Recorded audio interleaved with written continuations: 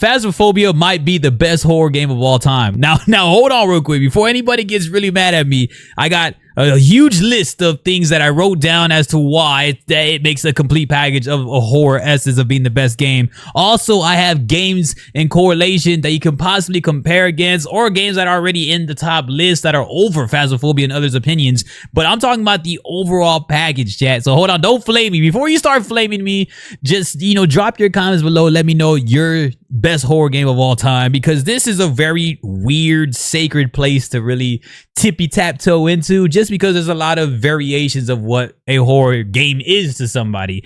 So I'm going to talk about my list, see if y'all agree with it with Phasmophobia. Phasmophobia has their brand new roadmap that they're showing off, and I was excited to look at this and be like, damn, I had to sit back and be like, this game launched in 2020, still getting tons of overhauls, updates, and more. And it just overall, we're gonna touch base more on this right now, but it was just insane to see this. And so I'm excited to talk about this, of why I had to sit back. I actually slept on this, and I was like, man, Phasmophobia might be the best horror game of all time. So let's talk about why first, and then we're gonna talk about the games after, of what possibly is better than Phasmophobia, at least in everybody's opinion, except mine. I might be on some good grass right now. So let's talk about it. So Phasmophobia is the best VR horror game with no mod needed, which is hands down the truth. You can get into it with Steam Link very easily, no mods, no nothing. Now, if you're modding games, there's a lot of better versions of VR horror games if you're modding, if you're doing a lot of extracurricular. But if you're just literally linking up into a PC VR, which I'm sad that there's no standalone VR Quest version of Phasmophobia, but if you're just doing Phasmophobia VR, PC VR, nothing needed, just the vanilla version, it's the best VR horror game, hands down. I still play it every once in a while. I just played it recently this past weekend, and it is insanely scary, man. Also, it has its recent console releases, which everybody knows, which has been happily successful, Xbox and PlayStation. So they've been doing very good. PSVR 2. So it's been very successful on that. There's a lot of great feedback on those too, which is crazy. And that's another thing, right? Phasmophobia has great feedback still on Steam and stuff. And now it also gives us a live service type update, overhauls, patches, etc. Hence why the updates that I just show right now on this roadmap, they're giving us a roadmap. These are things of what like live service games do. Now we do pay for Phasmophobia, but there's a lot of updates, items, overhauls. They're working on graphics, and they're giving us this approach as to, like, I don't know, just like something Fortnite would do or something. They're just having tons of things of just adding on to the correlation of content. Probably the most content a horror game has ever offered in its history. Like, it's historic what Phasmophobia is doing. So that, you got to give it props for that, for sure. Then I also put, it's a very affordable price. When we think of the best horror games of all time, Phasmophobia at launch has been affordable. To this day, it's still very affordable. And there's people that the viewership is still great. YouTubers are really creating a lot with this game. And streamers still have a great time with their communities with this game. And that's something I also want to talk about. It's an indie type feel, but it's published with the big boys. Has the console publishing, has everything, but it's still an indie feel. It started off on PC to just start off. And now it's giving us more. It's not still AAA, but it's like something where we're like, dang, oh, is it AAA? I don't even know. But it gives us that vibe where it's like, okay, how these games usually start on PC and then it just expands, but it still has that, it doesn't have to have a AAA type feel. You know what I mean, is what I'm trying to say. And I love that about Phasmophobia. It's one of the most vulnerable games, right? You're vulnerable in Phasmophobia. No weapons, no guns, no nothing. I feel that that's always scarier in games if you don't have guns or anything, or if you don't have anything, right? It's you, you're ghost hunting.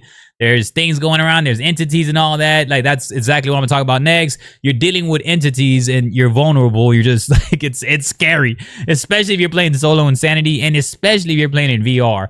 But yeah, that's just how I feel. The more vulnerable you are, I think, in my opinion, the scarier it is. If you're just doing like a cat and mouse type game, you're running away from stuff, it's harder. You have to hide. You're forced to hide instead of just like, offing the enemy with your gun or something. Then replayability is great. Replayability, I talked about already, the roadmaps, the content, replayability in terms of AI, probably the better AI when it comes to horror games. There's a lot of AI that is solid in other games that I am going to discuss, but I still think there's still different types of events and hunts that do happen that you have to put in a lot of time to where it actually becomes super repetitive. A lot of time. So I still feel it's some of the best AI that we have when it comes to games like this, and you could speak to the AI and stuff like that. So I feel the replayability is great. It's also great for pubs, right? Like for mainstream gamers that just literally want to scare, they play this game. But if you're sweatier, far more complex of a gamer, and you're a skilled gamer, that you can get real sweaty, like prestige style, and you can do a lot of things like that, solo insanity onward, or customize your difficulties and stuff like that. And that's another offer that they do have. So that's crazy. I feel like talking down this list, it's weird to say horror games offering all this when I'm used to like playing, you know, just games on itch.io. And it's not a knock to the indie horror games. I literally play the games. They're fun. It's just to have this much ongoing content for 5 years now, it's kind of crazy to really see this. So it's cool to say that, man. So replayability is great for that. Now that I touched base on kind of reasons why I feel, that kind of completes the package of why I feel Phasmophobia overall as a game is the best horror game.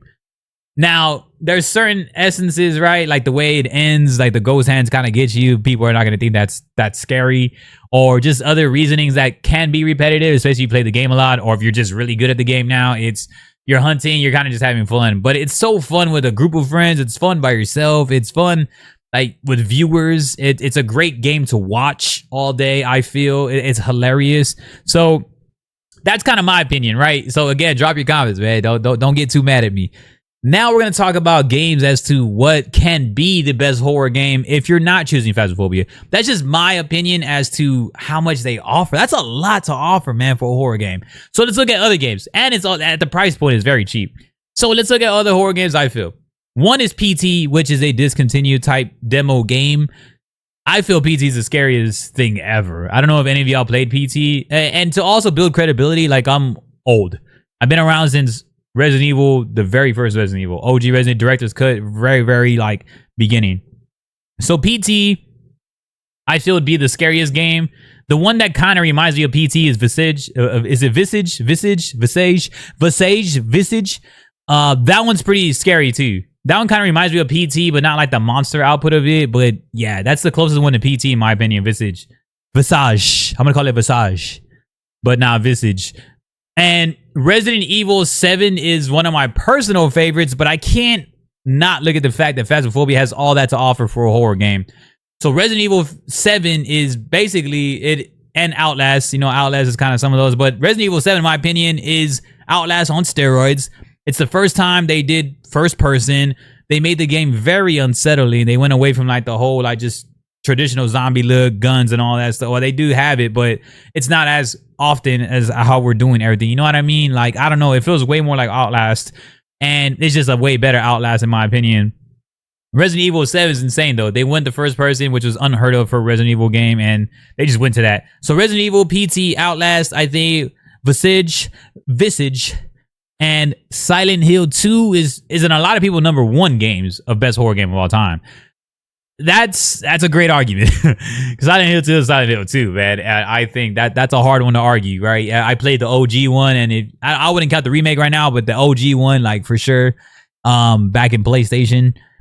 Yeah, that's a good one. Demonologist is another one. So if you're cool with Demonologist, I feel it's a little bit far more gimmicky AI wise and just like jump scare wise versus Phasmophobia, but that's another one that's like I can agree as to why you would choose that game more. Alien Isolation's another one. Alien Isolation is very scary. Dead Space also. If I'm looking at Alien Isolation, I always look towards Dead Space. So those two games right there are kind of like the same variation outlook of a scary game. Guns, scary, space stuff, you know, like those two games are crazy horrifying. But I just don't know how much replayability that, in my opinion at least, maybe 2 run-throughs I'll do would be good with me versus like something like Phasmophobia where I played hundreds and hundreds of times. It kind of reminds me of like a mini like battle royale of horror games. That's what Phasmophobia, because you drop in and you keep going. You just keep playing again. You play another one. You play another one. You know what I mean? That's what I was trying to say to live service. Then you also got Resident Evil 2, Resident Evil 4. Now these games, as weird as it sounds, I don't even put these games as horror games. I put Resident Evil 2 and Resident Evil 4 as the best, probably, games of all time.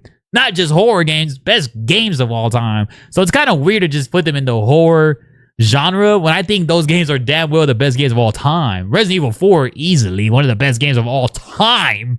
How many ports have they had now? How many freaking remakes, remasters everywhere, VRs everywhere? Like, Resident Evil 2 for sure is a classic also. Like, it's a damn near classic. It was the best one ever up until Resident Evil 4. Like, so those are kind of the handful of games I believe that will have the upper hand. Maybe Amnesia also. I think Amnesia would probably be another one, I think. I'm trying to think of anything else that would be. But those are like all the ones that I wrote down right here on my phone. Now, again, when I'm thinking of the best horror game of all time, though, I'm just thinking of the overall package. I love what Phasmophobia is doing with updates, roadmaps, constant years of replayability. Streamers are still loving this game. People, viewers love this game. There's sweatier versions. Like, there's a sweatier side to Phasmophobia, and there's your casual, fun, let's get scared, party mode, pubs type vibe. And it's very rare that a horror game offers both of those, where it's like a viewership replayability where you can play day in, day out. Kind of like how Dead by Daylight is, right? But instead, like with Dead by Daylight, is not half as scary as like Phasmophobia is, you know what I mean? But Dead by Daylight is like you're vulnerable, you're running around. It's like Outlast and like Phasmophobia, but it's not ghost hunting also. It's classic horror icons. But you can get sweatier in Dead by Daylight also. Kind of like Phasmophobia, you can get sweatier, but I just think Phasmophobia takes the nod on that also. But yeah, that's just kind of like the full package of why I feel Phasmophobia. And I was so excited to talk about this, chat, man, because it's crazy because I just saw this roadmap. This roadmap's very new, and I was like, man, it has to be one of the best horror games of all time, if not the best, in terms of what it offers. But again, I could be high. So yeah, y'all let me know what's up, man. What do y'all think? Again, I did have the list of games, so I'm pretty sure one of y'all gonna name one of these games too. Just drop in the comments below. Give me a great explanation, a great debate about it, and I'm probably gonna agree with it too. But it's hard to just overlook what Phasmophobia offers in totality as a game, content, experience, and what it continuously does, and how much success it has had based on the outlook of it, how simplified it was, and it just continuously goes. So it's pretty crazy, man. But yeah, y'all let me know what's up, man. I appreciate y'all. Hey, what's your favorite horror game, or what's the best horror game in your opinion? Let me know, man. Peace.